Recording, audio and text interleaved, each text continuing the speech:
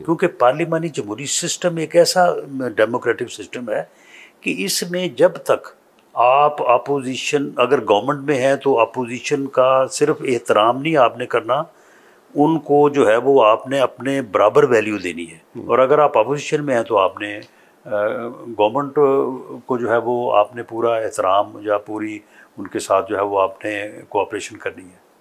अब ये बंदा जो है जब गवर्नमेंट में था तो उसका एक ही नारा था कि मैंने अपोजिशन को छोड़ना ही नहीं है, मैंने इसको बिल्कुल सफाई हस्ती से मिटा देना है। बल्कि एक दो जगह पे गया उन मुल्कों में, तो वहाँ से आके उसने कहा कि वहाँ तो बड़ा अच्छा सिस्टम है, वहाँ पे तो बंदे को वो जो है वो 1 मिनट में जो है वो फारग कर देते हैं, फांसी चढ़ा देते हैं। मेरे पास अगर इख्तियार हो तो मैं भी 500 आदमियों को जो है ना वो ठिकाने लगाना चाहता हूँ। वो कौन थे? 500 हम ही थे। उस वक्त उसका ये था।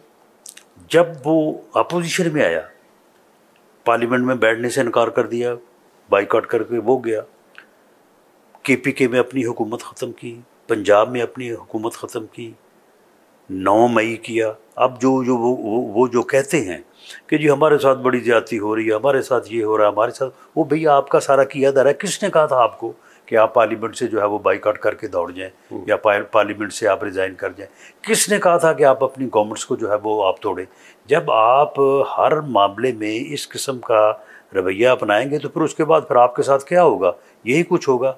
अब भी वो राना मुबशर साहब इसी बात पे है जो मेरी असेसमेंट है। अच्छा। तो इसलिए मेरा तो यही ख्याल है कि जो मैं ये कहता रहा हूँ उसको अदरवाइज़ मानों में ले लिया जाता है। मेरा जो है वो उसकी सियासत से तल्लक है, उसकी ज़ात से मेरा कोई वास्ता नहीं है कि ये आदमी इस मुल्क को किसी हादसे से दो चार कर देगा। नहीं, इसका क्या मतलब है? बार बार आप ये स्टेटमेंट्स देते हैं, हादसे इसको जरा एलैबोरेट करें क्योंकि इससे कई मतलब निकलते हैं। नहीं, इससे आप मतलब जो है ना वो सियासत की हद तक ही निकालें। अच्छा। कि अगर उसकी सियासत है तो ये मुल्क नहीं वो चलने देगा, और अगर इस मुल्क ने चलना है तो पूरी की सियासत को जो है ना वो फिर रोकना होगा। मुल्क की सियासत को कैसे रोका जा सकता है? सिस्टम चेंज किया जाए? नहीं, खैर सिस्टम, पार्लिमानी जमहूरी सिस्टम के ऊपर पूरी कौम का इत्तेफाक है। 73 का आइन जो है उसकी वजह से मुल्क जो है वो मुतहद है। तो सिस्टम तो चेंज नहीं किया जा सकता, नहीं किया जाना चाहिए। अच्छा। लेकिन अगर लोग जो है वो सही फैसला कर दें, उसकी पहचान कर लें, उसको जान जाएं, उसकी वजह यह कि वो आज भी उसी जगह पे बैठा है। अगर वो जो मैंने अर्ज किया है, अगर वो इस जगह पे ना होता आज उसकी हुकूमत होती। चलें, ये बात तो आपकी दुरुस्त है कि नो कॉन्फिडेंस एक कॉन्स्टिट्यूशनल मूव थी, उसके बाद असेंबली में बैठना चाहिए था।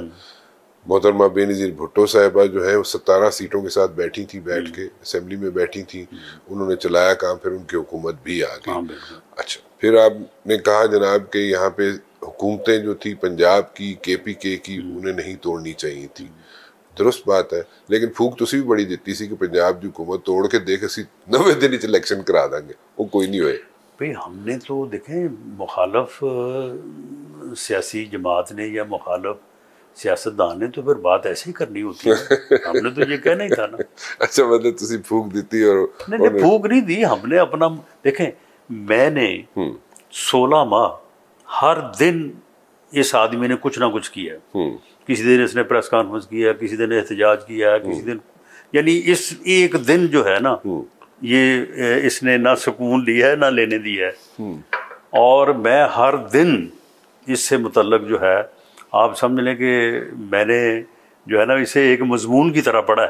अच्छा। PhD की है, तो मैं इसे बड़ा समझ गया हूँ।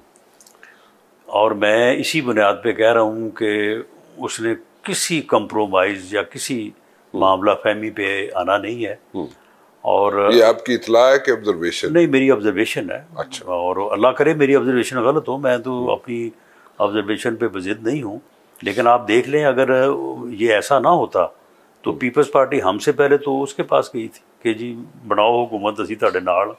अच्छा, पीपल्स पार्टी की किस लेवल पे वहाँ पे उनसे? नहीं, बिलावल भुट्टो जरदारी लेवल पे। अच्छा, बिल्कुल बिलावल भुट्टो जरदारी साहब का एक बयान है कि नहीं, हम वो पीपल्स स्टेटमेंट पार्टी, तो है, हाँ लेकिन नहीं उनका बयान है, उनकी इंटेंशन थी, और मुझे मेरी इतला है कि उन्होंने एक सीनियर रहनुमा को भेजा भी था इमरान खान के पास कि जनाब मिल के हुकूमत बना लेते, लेकिन उसने कहा कि मैंने तो आपको छोड़ना ही नहीं। उसका डायलॉग ही एक है कि मैंने किसी को नहीं छोड़ना। अच्छा, ये मुलाकात जेल में हुई होगी ऑब्वियसली, क्योंकि उस नहीं, वक्त जेल होता है। वो मैसेजिंग ही होती है ना। अच्छा अच्छा, अगर किसी आदमी ने या अगर आपने कोई मैसेज या कोई बात मियां नवाज शरीफ साहब से करनी, तो जरूरी नहीं कि आप उनसे मिले, हाँ ठीक आप है। मुझसे भी मिल सकते हैं। अच्छा मियाँ साहब तो याद आया, मियाँ साहब